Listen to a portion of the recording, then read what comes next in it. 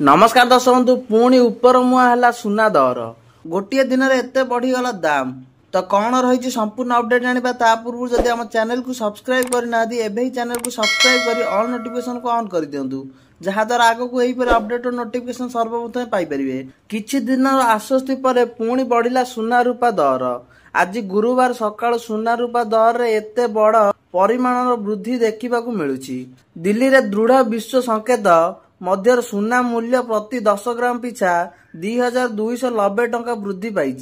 गुरुवार प्रारंभिक कारोबार रे सुना बाजार रे वृद्धि परिलक्षित होईछि। प्रारंभिक कारोबार रे एमसीएक्स रे सुना 0.32% वृद्धि पाई 24 कैरेट सुना प्रति 10 ग्राम पिछा 1,27,800 पहुंची। रूपा मध्य 1.35% वृद्धि पाई प्रति किलो 1,64,281 पहुंची। डॉलर दुर्बलता ह्रास पाई अमेरिका बॉन्ड यील्ड एवं जियोपॉलिटिकल चिंता जोगु मूल्यवान धातुर दर दाम वृद्धि पाई।